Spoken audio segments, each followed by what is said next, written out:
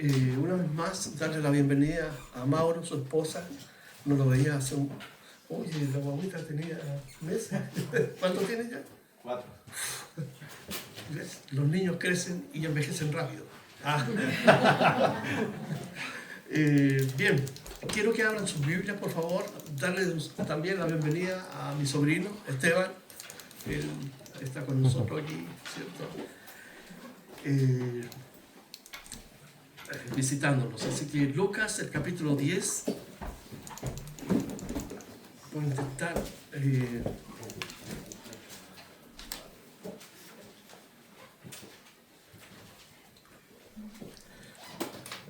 En la serie de estudios que estamos teniendo sobre el Evangelio de San Lucas, una de las cosas que nosotros tenemos que aprender es que cuando abordamos un texto de la Biblia, ¿cierto? Hay diferentes maneras de hacerlo.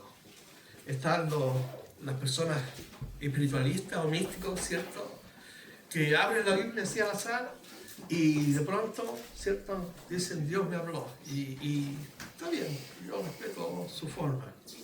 Pero hay un método, ¿cierto?, de estudio de la Biblia que nos enseña y nos guía de cómo poder enfrentar las Escrituras para extraer el significado, ¿cierto?, correcto.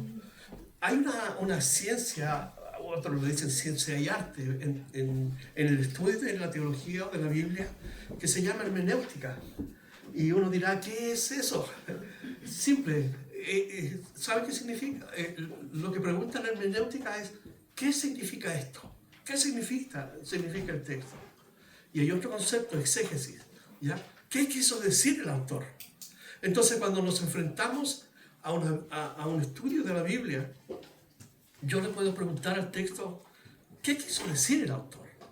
¿Qué quiere decir? ¿Qué quiso decir cuando dice esta frase? Entonces, hay todo un componente que lo rodea. Un componente histórico, un contextual de la situación geográfica, en fin. Y cuando digo, esto quiso decir, entonces estoy diciendo, significa esto. Y después viene el otro proceso. ¿Cómo lo aplico a mi vida? Y ahí donde yo digo, Señor, ¿qué quieres que yo haga? ¿Cómo puedo aplicar esto a mi vida? ¿Cómo puedo, Señor, aplicar tu voluntad en obediencia a mí para aplicar esto que tú me estás diciendo? Así que eso es una ventanita para que cuando abordamos el estudio de la Escritura podamos tener eso. Y en esta serie de estudios que estamos teniendo en Lucas, una de las cosas que podemos ver, por ejemplo, que Lucas era un historiador. Él deja un antecedente sumamente importante. Los relatos que él hace resaltan lugares geográficos y personajes históricos. Pero otra cosa tan importante, que él le da un valor adicional al trabajo de la mujer en el ministerio de Jesús. Le da un énfasis a aquellos que son postergados en el ministerio de Jesús. Entonces Lucas hace estratégicamente una recopilación de todos los antecedentes para entregárselos a otra persona, para que él tenga, ¿cierto?, una visión global y real de lo que vivió Jesucristo, de lo que fue su ministerio. Lucas no fue un discípulo de Jesús, pero tuvo contacto con discípulos de Jesús. Fue compañero del apóstol Pablo en los últimos periodos de tiempo, cuando Pablo, ¿cierto?, estaba en todo el trabajo de la obra de Dios para plantar iglesias en todo Asia Menor, lo que es hoy día Turquía, en Europa, lo que es Filipos, Tesalónica, en fin. Entonces, él está entregándonos abundante información. Y ahora en el capítulo 10, tal como lo hizo en el capítulo 9, ¿cierto?, donde él juntó a los 12 discípulos que él había llamado para enviarlo de 2 en 2, ahora junta a 70 discípulos. Fíjense qué cantidad de discípulos tenía Jesús. Y una cosa importante que debo resaltar, que discípulo no es lo mismo que seguidor.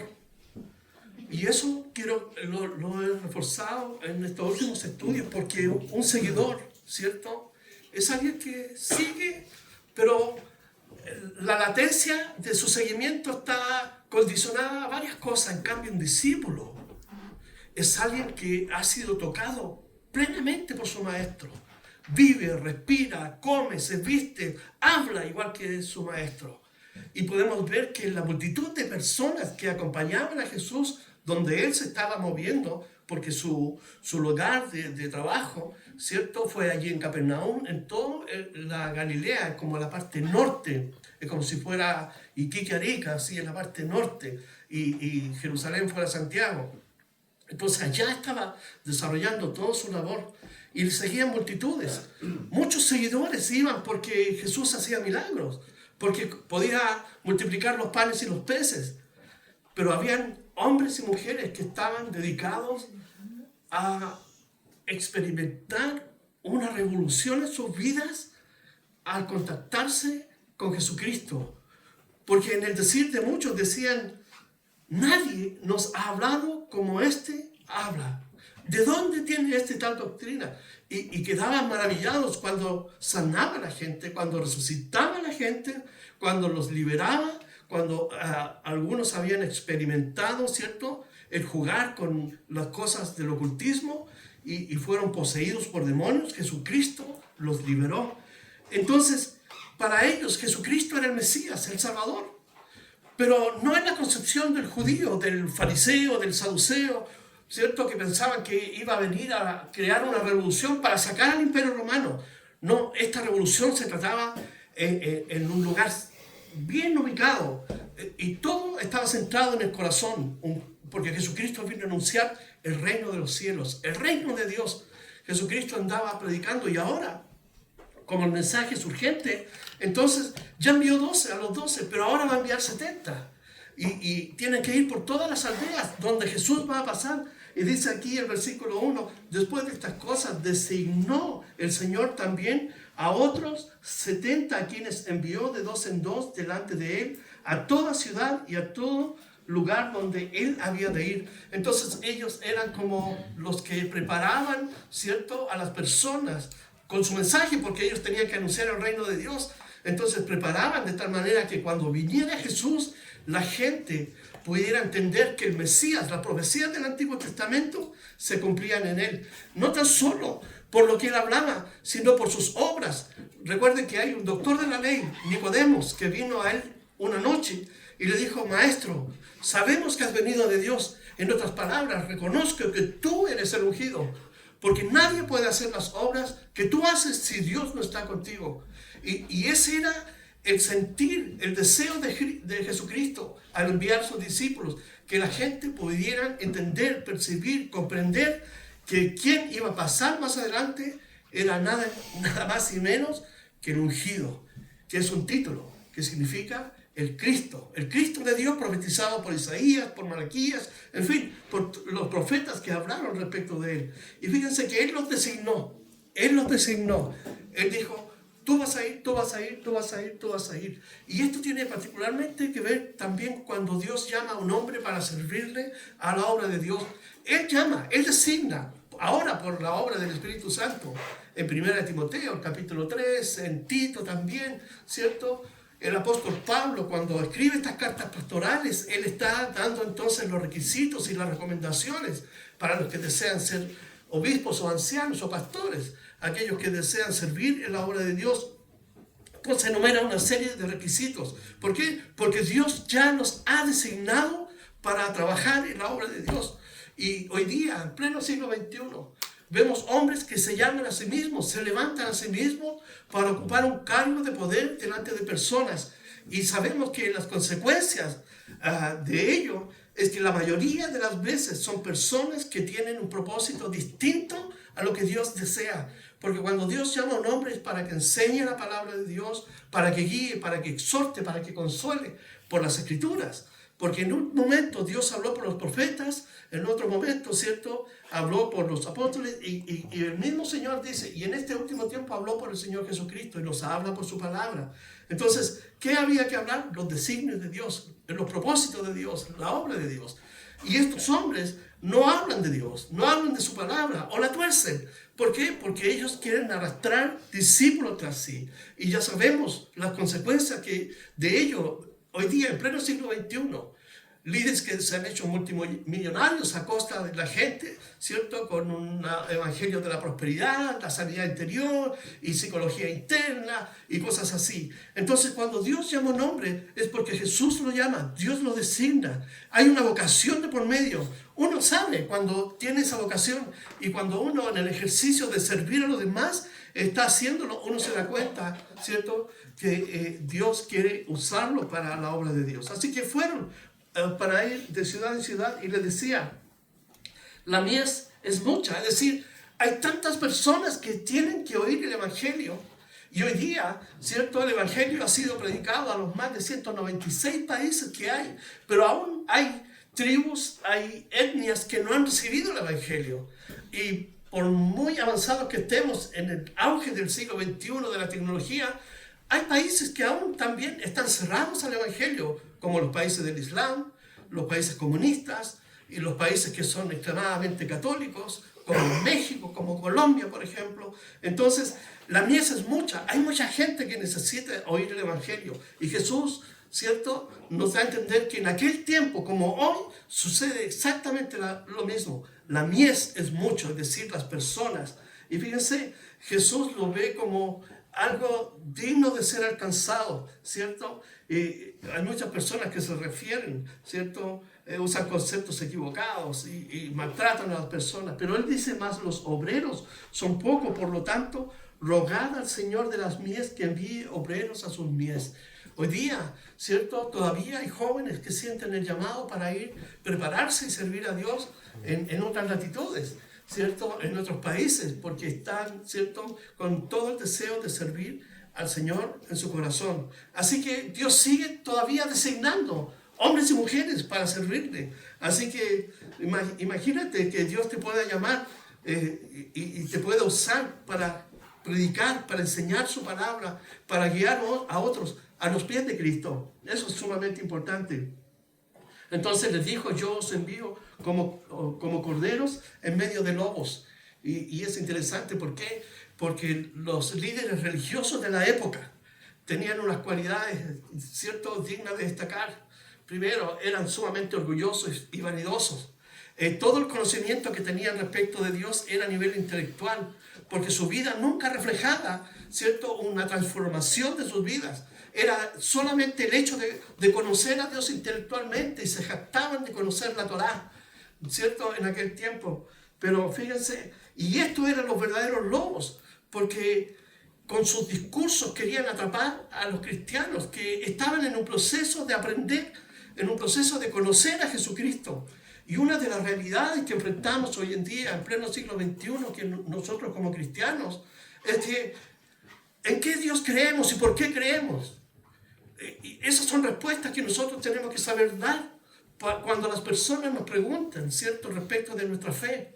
¿En quién creemos y por qué creemos? Si decimos en Dios, Jesús y el Espíritu Santo, creemos en la Biblia, entonces tenemos que dar razón de nuestra fe con el propósito no de satisfacer una cuestión intelectual, sino con el propósito de compartirles el Evangelio y llevarles la verdad, porque la palabra de Dios es la verdad revelada de parte de Dios y tiene el poder de transformar las vidas, así como estamos nosotros siendo transformados por ellas. Así que es un proceso. Y Jesucristo sabía que estos hombres iban a cumplir su labor, pero les advirtió que los lobos los iban a atacar. Es interesante que el lobo ataca en manada, bajo un lobo alfa, y podemos hacer un símil, ¿cierto? Hay un mundo espiritual que nosotros no podemos ver porque estamos limitados a nuestros sentidos, pero hay un mundo espiritual que describe el apóstol Pablo en Efesios, el capítulo 6, ¿cierto?, donde hay huestes espirituales de maldad, y allí hay una manada, una jauría de lobos, cuyo líder alfa, ¿cierto?, es el diablo, que se rebeló contra Dios, quiso ocupar el lugar de Dios. Él entonces, con sus huestes, tratan de destruir a los cristianos. Hoy en día hay una persecución contra los cristianos, y eso es terrible. Lo podemos ver, ya no es una cuestión sutil, es directo. ¿Por qué? Porque en el globalismo se está imponiendo el progresismo, y el progresismo no quiere a Dios, el progresismo odia a Jesús, los progresistas odian la Biblia. ¿Por qué? Porque la Biblia nos habla de una vida santa, una vida pura delante de Dios, pero ellos quieren el libertinaje. No sé si se dieron cuenta, pero hace 2 o 3 días atrás, en Roma, se celebró el Día del Progresista. Y es interesante porque las cruces que estaban dentro del templo católico estaban con el arco iris. Y habían sacerdotes católicos ungiendo a hombres con hombres, mujeres con mujeres y todo eso. Y podemos ver que ellos son enemigos de la cruz. Ellos dicen amar la cruz, pero sus vidas, ¿cierto?, nunca van a ser transformadas porque ellos aman el pecado, aman la satisfacción, ¿cierto?, de su cuerpo. Entonces, estas personas, junto con toda esta ideología que se ha levantado en este siglo, son entonces lobos que combaten al cristianismo, combaten al cristiano y están por todas partes porque ya es algo que es parte del espíritu del anticristo que está en el mundo. Por lo tanto, nosotros también tenemos que estar apercibidos y saber que nosotros también seremos atacados, seremos perseguidos por nuestra fe. Y si tú no crees eso, anda entonces a hablar con un gay, te va a demandar, te va a denunciar. Hace pocas semanas atrás se ingresó una ley al Congreso para modificar la ley Zamudio. Entonces, esa ley implicaba también un juicio y cárcel, denuncia contra los pastores, contra los líderes, por hablar contra la gente, ¿cierto?, que vive de otra forma, a los homosexuales. La Biblia condena el homosexualismo, la Biblia condena, ¿cierto?, el lesbianismo. Y en Romanos, el capítulo 1, versículo 18 en adelante, el apóstol Pablo nos dice que una de las formas de ira de Dios es el rechazo, porque dice que Dios los entregó a una mente reprobada para que ellos hagan lo que no conviene. Por lo tanto, toda su conducta, todo su estilo de vida, su cosmovisión, primero es un ataque contra el cristianismo, pero también es una forma de ira de Dios contra ellos.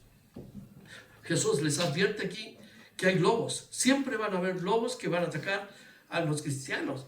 No llevéis bolsa, y aquí le da un consejo respecto de no aprovecharse de las personas.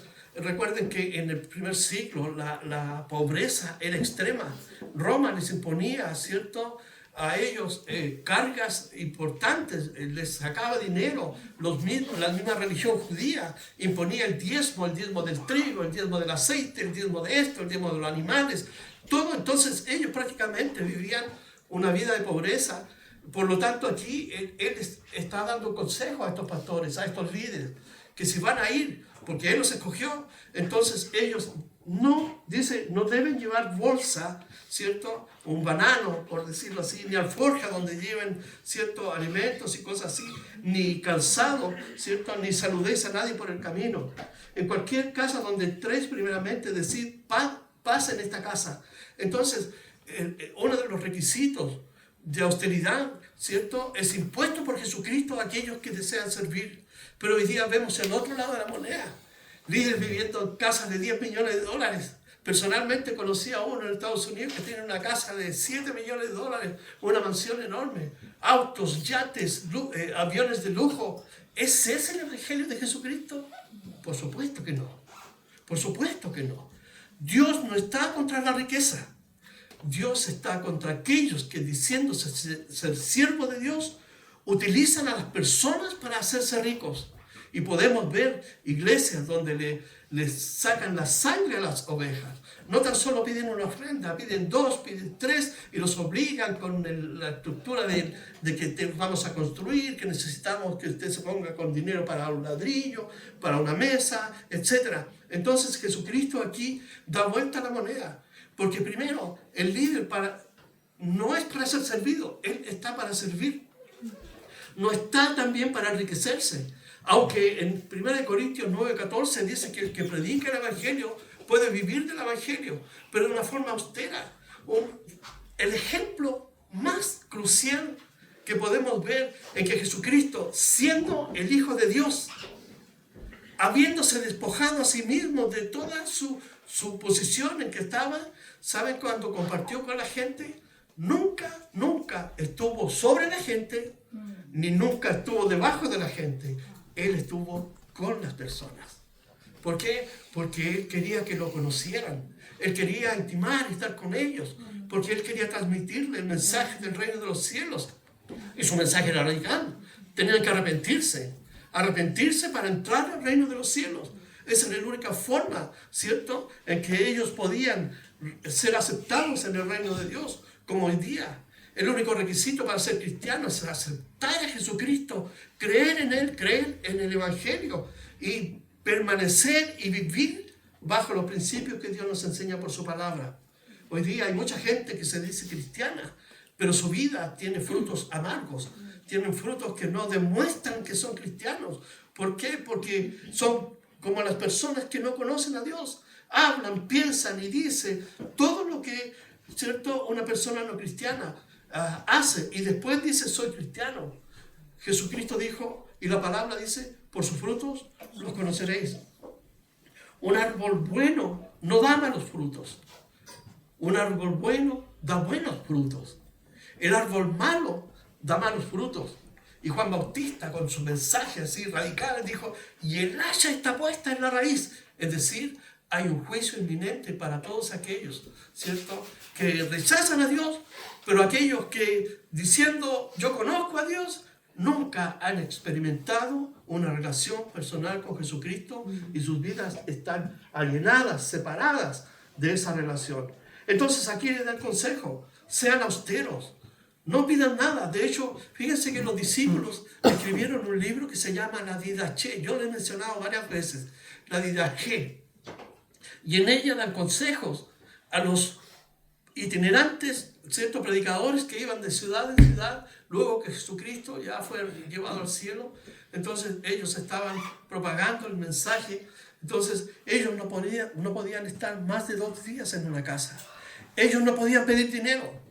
Ellos ni siquiera podían pedir comida. Y tal como dice Jesús aquí en el versículo 5, cuando dice, cuando entréis, primeramente decid, paz en esta casa. Y si hubiera allí algún hijo de paz, es decir, alguien que está abierto a recibir el mensaje de arrepentimiento que transforma al hombre para recibir posteriormente a Jesucristo que iba a pasar, entonces dice, si allí hay algún hijo de paz, vuestra paz reposará sobre él, y si no, se volverá a vosotros. No que la paz sea un ente independiente, sino que lo que está diciendo, si hay alguien que realmente está abierto a recibir el mensaje del Evangelio, entonces tú vas a compartir con él. Y también lo que tú traes es tu paz, tu gracia, la bondad, el mensaje. Eso también va a reposar en este hogar. Pero si no te recibe, no te preocupes, porque no te está rechazando a ti, está rechazando a quien te envió. Y si hubiera el 7 dice, y posad en aquella misma casa, comiendo y bebiendo lo que os den. Fíjense, lo que os den. Kenneth Copeland es un falso maestro que hace poco pidió $50 millones a su congregación para comprar su jet porque el que él ya tenía estaba obsoleto. ¿Qué les parece? Imagínate. Hay iglesias enormes, mega iglesias, y tienen cuerpos de pastores y está bien. Ellos administran los recursos de la iglesia y están ahí sirviendo a la gente. Eso está bien. Pero cuando otros se aprovechan, ¿cierto?, para enriquecerse y vivir como millonarios en este mundo. Fíjense, un hombre en el capítulo anterior 9 le dice, te seguiré donde quiera que vayas. Y Jesús le dijo, mira, las zorras tienen guaridas donde dormir, y el Hijo del Hombre no tiene ni siquiera dónde poner su cabeza. ¿Te das cuenta? El Dios del universo, el Dios omnipotente, creador, diciendo esas palabras. Por eso que en Mateo 7, cuando muchos le digan, Señor, Señor, en tu nombre sanamos, y efectivamente, puede que lo hagan. En tu nombre hicimos milagros, es probable que sí. Pero Jesús les va a decir, apártate de mí, no te conozco. ¿Por qué? Porque usaron el nombre de Jesús para sus propios beneficios. Pablo dice, algunos predican a Cristo por vanagloria, por interés personal, pero yo lo predico por amor. Y es interesante que hoy en día hay muchos hombres buenos de Dios que hablan de Jesucristo. Pero por los pocos y malos hombres que se aprovechan del Evangelio, el Evangelio es mancillado. el nombre de Cristo, ¿cierto? Es mancillado.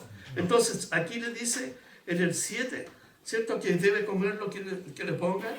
Me recuerdo en una oportunidad, cuando me iba a venir de Colombia, había estado apoyando a la iglesia, tuve que venirme, porque uno de los mafiosos que había en la ciudad, éramos 2 gotas de agua, y un hermano de la iglesia me dijo, no se asuste, pero usted es igual aquí y no salga a la calle. Me dejó gritando. Entonces yo hablé con el encargado que administraba la iglesia y le dije, me tengo que ir. Por esto que pasó, pero también porque Mónica estaba a punto ya la Paulita estaba a punto de nacer. Entonces fue la oportunidad que aproveché para salirme por la tangente. Pero lo interesante es que allá fue un tiempo difícil de angustia. O sea, la salida de Colombia fue prácticamente por eso, porque la maldad se sentía en el aire, se masticaba. De hecho, donde yo vivía con otro hermano que estábamos ahí, el guardia de la calle tenía fusil ametralladora. Así que para nosotros era una cuestión pero chocante, es que el tipo que está cuidando en la calle está con fusil ametralladora. Entonces eso ya era terrible. Así que nos vinimos, gracias a Dios pudimos llegar bien. Fue terrible ese tiempo, ayudamos mucho allá, pero había que salir, ciertos soldados que arrancan, si no para otra guerra. Así que aquí estamos. Dice Jesucristo hablando, dice, no paséis de casa en casa, no paséis de casa en casa. En cualquier ciudad que entréis y os reciban, dice, comed lo que os pongan delante y sanad a los enfermos. Porque ¿cuál es el propósito? Sanar a los enfermos, pero vamos a ver también que el principal era anunciar el reino. Dice, sanad a los enfermos que en ella haya y decidle, fíjense, aquí está el mensaje, porque el mensajero debe tener un mensaje. Si el mensajero no tiene un mensaje, entonces, ¿quién te llamó? ¿Quién te designó para predicar el evangelio? Dice, se ha acercado a vosotros el reino de Dios. Se ha acercado. Para esa gente que estaba oprimida por Roma, que estaba oprimida por la religión, que estaba oprimida por su propia pobreza y por las circunstancias que los rodeaban. Vivir en el primer siglo era difícil. Fíjense que en el Imperio Romano un gran porcentaje era esclavos y las ciudades que ocupaba Roma las esclavizaban. Entonces viví bajo su opresión. Pero saber que viene uno que no tan solo me va a liberar posiblemente de lo físico, pero me va a liberar aquí en el corazón, porque la religión que ellos habían abrazado era una religión viciada, una religión que no transformaba el corazón, que externamente ellos podían cumplirla, pero su corazón iba y volvía vacío. Pero al encontrarse con Jesucristo y con este mensaje, el reino se ha acercado, entonces todas las esperanzas fluían y brotaban nuevamente. ¿Por qué? Porque aquí estaba uno que podía decir, yo soy el que soy, el Mesías, el Salvador. Por lo tanto, la gente tenía que escuchar el mensaje. Y Jesús les dice más, en cualquier ciudad donde entréis y no os reciban, saliendo por sus calles, decid, aún el polvo de vuestra ciudad que sea pegado a vuestros pies, lo sacudimos contra vosotros. Por esto sabed que el reino de Dios se ha acercado a vosotros. Y esta era una forma de testificar de que Dios estaba en oposición contra la postura, el rechazo de esa gente. Cuando Jesucristo estaba delante de Pilato, Pilato quiso liberarlo en varias ocasiones porque no encontró en él nada de culpa. Pero como se acostumbraba en la Pascua a soltar un preso, entonces aprovechó sutilmente y ladinamente para zafar, aunque no es inocente, de la situación. Y dice, ¿a quién quieren? ¿A Barrabás o a Jesús? ¿Qué dijo la multitud? Barrabás. Barrabás estaba preso por un homicidio. Era un sedicioso. Roma podía haberlo crucificado perfectamente, pero estaba preso. Y lo soltaron. Y la gente que dijo, su sangre, la sangre de Jesús, de un inocente, sea sobre nosotros, sobre nuestras cabezas. Por lo tanto, los discípulos aquí están testificando al sacudirse el polvo de los pies, porque no había calles pavimentadas, ¿cierto? En aquel tiempo todo era tierra, barro y todo eso.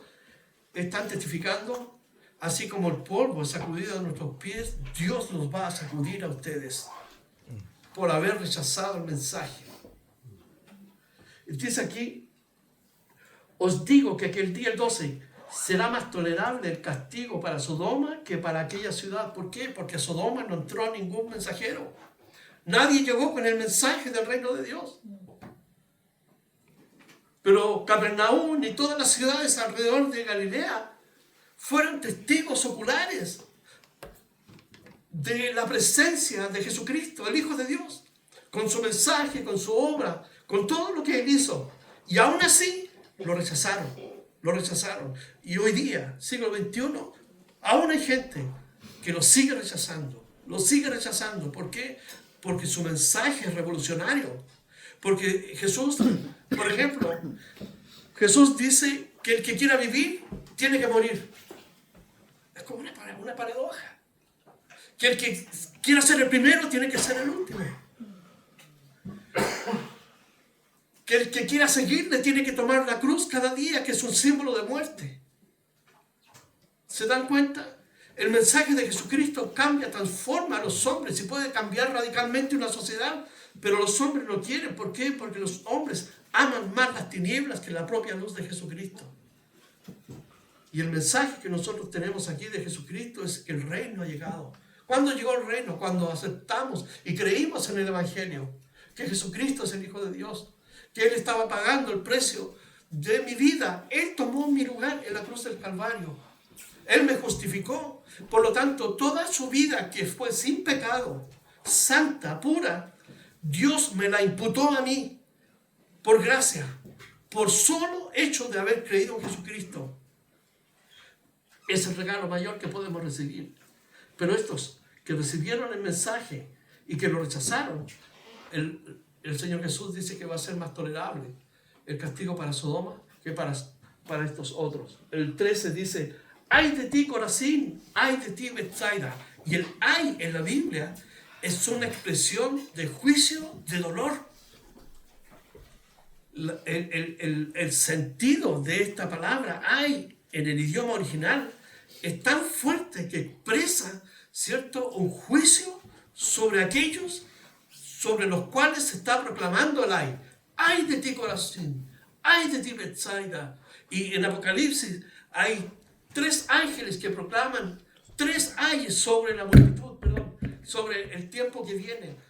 Viene un tiempo difícil. Si creemos que este es el tiempo que estamos viviendo, sí, vienen las escrituras en el Apocalipsis, nos señalan que vienen tiempos difíciles, extremos, donde el cosmos va a ser sacudido. La tierra y la naturaleza, ¿cierto?, van a ser sacudidas violentamente, lo que va a afectar la geografía de este mundo tal como lo conocemos nosotros, pero también va a afectar a la humanidad en todo su ser, porque los recursos naturales renovables van a ser, ¿cierto?, tocados por estos cambios radicales que vienen. Y allí hay 3 ayes. Ay de los que moran en el mundo. Ay, ay. Entonces, este juicio sobre Corazín y Betsaida, que eran ciudades al norte, ¿cierto?, en el extremo norte de Galilea, dice Jesús que si en Tiro y Sidón se hubieran hecho los milagros que se han hecho en vosotras, tiempo va que sentadas en cilicio y ceniza se hubieran arrepentido.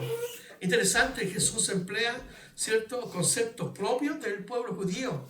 El silicio, ¿cierto?, y ceniza. El silicio, ¿qué es? Es una tela de saco que la usaban como ropa, pero producía una picazón, y la ceniza se la ponían en la cabeza.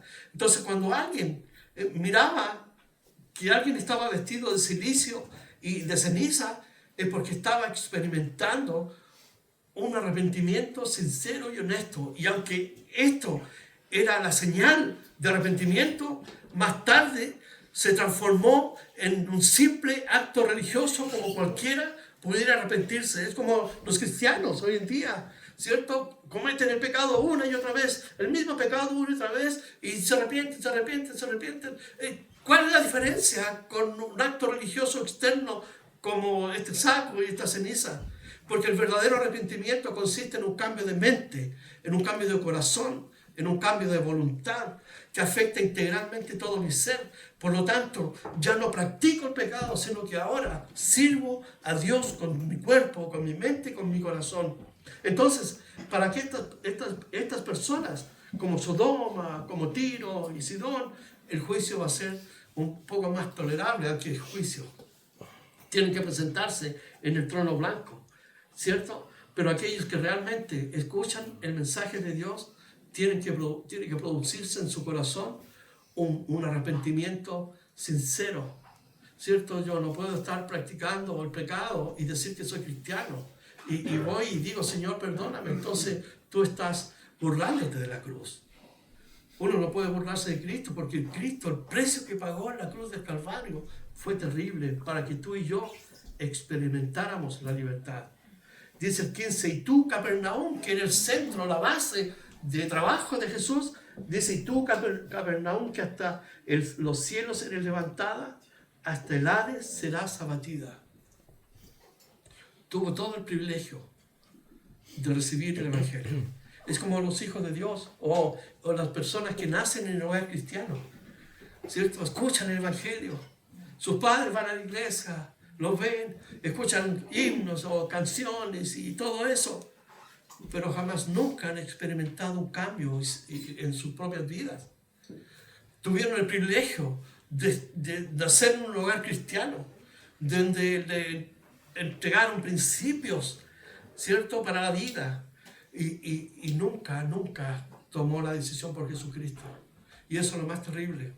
Yo les conté hace un par de semanas o días atrás, la hija de un amigo cristiano que fue líder en la iglesia, saltó a la línea del tren, abrió sus brazos cuando venía el metro y, imagínense, le dio un golpe. La persona, guardia del metro, cuando fueron a recoger las especies, dijo, de esta nadie se salva. Porque le dijeron que se había salvado cuando le preguntó, ¿cómo está? Está en coma, inducido. Pero dice que debajo del tren gritaba. Entonces tú te pones a pensar, ¿cómo un chico o una chica que nace en un hogar cristiano, que tiene todo a su favor, principios, valores, la enseñanza de la palabra, puede tomar decisiones tan radicales?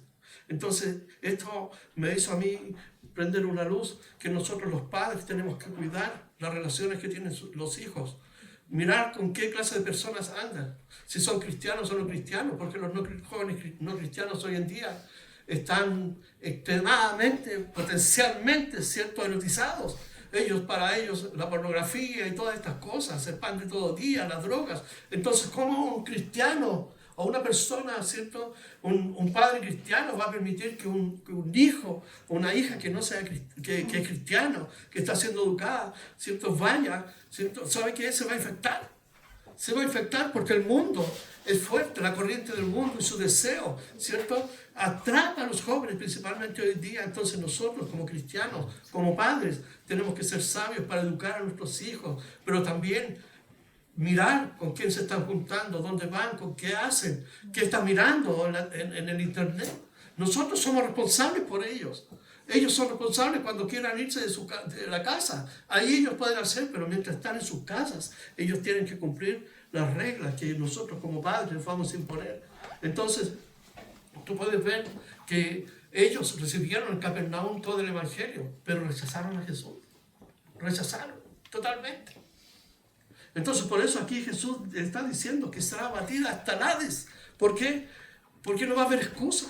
En Apocalipsis, el capítulo 20, los versículos 13 al 15, ¿cierto? Va a haber el juicio en el trono blanco y la muerte entregó a los, ¿cierto? El Hades entregó sus muertos, el mar entregó sus muertos y se van a presentar allí delante de Dios ese día. Por sus obras serán juzgados y por su rechazo al Evangelio. Dice aquí el 16, aquí hay una gran responsabilidad del oyente, ¿cierto? Del que escucha el mensaje, porque dice, el que a vosotros oye, a mí me oye, y el que a vosotros desecha, a mí me desecha, y el que me desecha a mí, desecha al que me envió. Entonces hay una cuestión así como accesoria. El Hijo, ¿cierto? El Padre, y obviamente está la obra del Espíritu Santo, están rechazando la obra completa de Dios. Absolutamente. Entonces, ¿quién podrá decir, Señor, yo jamás lo escuché? Miren, Dios nos habla por la naturaleza. Salmo 19, del 1 al 4 dice, los cielos cuentan la gloria de Dios y el firmamento anuncia la obra de sus manos. Un día emite otro día, ¿sí? Palabras de sabiduría. Miren, entonces la creación es un mensaje de Dios potente. Aunque podemos ver la belleza, la majestuosidad de Dios, podemos ver la obra de un ser potente, inteligente, creador, ¿cierto? No es suficiente para ser salvos. Pero Dios nos habla también a través de las percepciones. Fíjense que en Romanos 1, del 18 en adelante, dice que Dios reveló su eterno poder y deidad a los hombres, de tal manera que no tienen excusa. Nadie tiene excusa para decir, yo jamás escuché. Tenemos también la conciencia, porque Dios nos ha dado este atributo como seres humanos para nosotros determinar lo que es bueno y lo que es malo.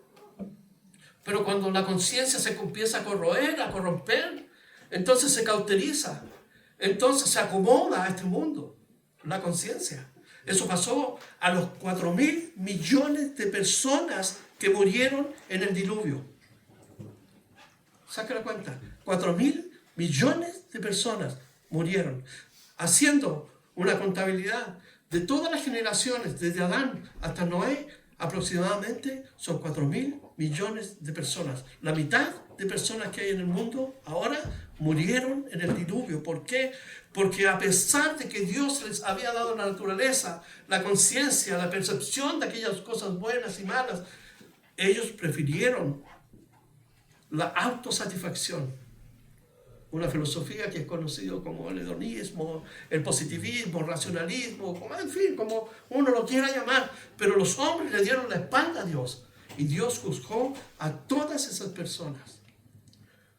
¿Cuánto más ahora que han escuchado el mensaje de Jesucristo? ¿Cuánto más ahora? Porque en aquel tiempo era creer en un acto de fe mirando hacia una futura redención, porque el Mesías vendría, Pero ahora es hacia atrás, porque el Mesías ya vino, el Mesías, el Salvador, ya vino. No hay excusa. Romanos, Pablo dice, no hay excusa. Tenemos nosotros la oportunidad también de anunciar el reino de Dios. Jesucristo dijo, rogad al Señor de las mies que envíe más obreros. Y dice aquí el versículo 17, vamos a terminar esta sección, dice, volvieron los 70 con gozo diciendo, Señor, aún los demonios se nos sujetan en tu nombre. Había una actividad de sanidad, la gente estaba siendo sanada, restaurada en sus vidas, los que quisieron creer, los que abrieron sus hogares, a ellos recibieron el reino de Dios. Por fe, creyendo en Jesucristo que más tarde vendría, ¿cierto? Hubo una revolución en las aldeas, pero asimismo también hubo un rechazo constante. Entonces, cuando volvieron, Señor, ni los demonios, era tremendo. Dice, y les dijo, yo veía a Satanás caer desde el cielo como un rayo. Entonces, Jesucristo abre un escenario que la iglesia debe conocer, que hay una realidad espiritual donde el jefe, el líder alfa de esta jauría de lobos, se mueve como un lobo, como un rayo, para oponerse a la obra de Dios, para matar a cristianos. En África, 260 personas cristianas en una congregación fueron ametralladas hasta la muerte. En los países musulmanes los degüellan, los asesinan. En Corea del Norte no hay piedad. Hace poco, porque encontraron una Biblia en Corea del Norte en el hogar de una familia cristiana, condenaron a un niño de 2 años a cadena perpetua de trabajo forzado. Satanás como un rayo contra la iglesia, utilizando a estos líderes, ¿cierto?, que tienen su conciencia cauterizada. Y espérense, que esto viene para todo el mundo, porque Jesucristo dijo que os perseguirán, os echarán de las sinagogas, os matarán si fuere posible. Entonces nosotros como cristianos también podemos ser perseguidos. ¿Qué tal si viene un gobierno totalitario, cerrado, y comienza a perseguirnos? ¿Estamos preparados para defender y decir soy cristiano? ¿O para decir no, yo soy simpatizante? ¿Para guardar los libros que tengo en la casa? Jesús dijo, yo veía en el trabajo que ellos estaban realizando la obra de Satanás en oposición contra ellos. Entonces cada vez que tú hablas de Jesucristo a otra persona, a un compañero de universidad, a un compañero de trabajo, a un vecino, a un familiar, hay una oposición. Hay una oposición. ¿Por qué? Porque el enemigo, primero, ha cegado el entendimiento de las personas para que no le resplandezca la luz de Cristo. Es lo que dice en 2 Corintios 4:4. El Dios de este siglo. ¿Quién tiene control de este mundo secular? Es el príncipe de la potestad del aire. Satanás, el diablo. Yo lo repito, cuando Jesús fue tentado, aquí Lucas lo expresa de una manera increíble. Cuando fue tentado por Satanás, le dijo, si tú postrado me adoras, yo te doy todos los reinos de este mundo, porque a mí me han sido dados.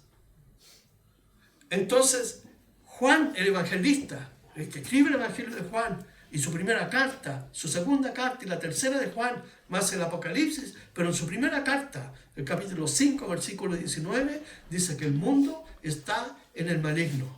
En el capítulo 2, dice que el que ama el mundo y sus obras, el amor del Padre no está en él. El propio Señor Jesucristo dijo que nosotros no somos de este mundo. Entonces hay una batalla. Si Dios abriera nuestros ojos espirituales, veríamos un mundo increíble donde están estas huestes espirituales de maldad. Y esto es real. Y lo trágico, que hoy día pastores dicen que el infierno no existe, que no existen los demonios. El Papa, que se murió y está bien muerto, decía que no había infierno. El Papa anterior decía que no había infierno. Entonces, hay una lucha. El diablo utilizando sus agentes para promover su cultura de la no fe, de la no creencia en Dios. El cristiano es anticultura, es contracultural. Nosotros vamos contra la corriente. Nosotros nos sentamos a felicitar y alabar el mundo. Nosotros nos sentamos para escuchar la voz de Dios cada día. Dice el versículo 19, he aquí os doy potestad para hollar serpientes y escorpiones sobre toda fuerza del enemigo y nada os dañará. Y aquí ustedes saben que, como les mencioné al principio, que hay personas que toman la escritura y la espiritualizan y hacen de ella una práctica fuera del contexto. Por eso que está la hermenéutica que pregunta qué significa esto. Y la exégesis, qué quiso decir el autor. Entonces, primero, el autor no quiso decir que había que jugar con serpientes, pero en Estados Unidos hay iglesias donde toman serpientes literalmente. Y muchos de ellos han muerto porque son serpientes venenosas. Entonces, aquí no corre el literalismo, aquí hay un simbolismo detrás del texto.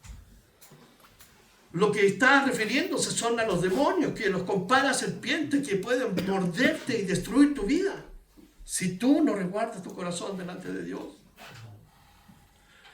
Y el versículo 20 dice, pero no os regocijéis de que los espíritus os sujetan, sino regocijaos de que vuestros nombres están escritos en los cielos. Por todo lo que haya sucedido, nadie tiene derecho a tomar, ¿cierto?, la gloria de eso, porque todo viene de Dios. Fíjense, hay un científico médico que se llama James Simpson. Su descubrimiento le quitó mucho dolor al mundo, mucho dolor, porque él inventó el cloroformo. Así que literalmente le quitó el dolor al mundo. Recuerden que las operaciones antes del cloroformo eran un palo en la cabeza, 2 tragos y a lo que resultaron. Pero después del cloroformo, entonces le preguntan a él, porque él descubrió otras cosas. De todas las cosas que él había descubierto, ¿cuál era la más importante para su vida? ¿Será el cloroformo?, le dicen. Y él dice literalmente, de todo lo que he descubierto en mi vida, lo más importante para mí ha sido descubrir a Jesucristo, que ha cambiado mi vida. Él podía haberse ufanado y vanagloriado de la sabiduría que Dios le dio, pero él se afirmó, ¿cierto?, en su fe simple, sencilla, en Jesucristo, siendo un hombre importante. Entonces los discípulos aquí estaban felices, ya, felices, contentos, los demonios, hablamos gente, ese show y parafernalia que uno puede ver de pronto en ciertos grupos cristianos. Jesús le dijo, alégrense de que sus nombres están escritos en el libro de la vida. Y un día estaremos para siempre con el Señor Jesucristo. Vamos a orar. Padre, gracias por este día, por tu amor, por este tiempo, por la paciencia, Señor, de tu palabra que nos da, Señor, sabiduría para poder compartirla y aprender, Señor, lo que tú tienes para nosotros. Señor, que podamos ser siervos de llevar tu mensaje con amor, con esperanza. Señor, aquellos que, independiente de su posición, Señor, necesitan conocerte antes que venga, Señor, el día malo para sus vidas. Ayúdanos, Señor. Oramos por todas las personas que tú pondrás delante de nosotros para hablarles de Jesús.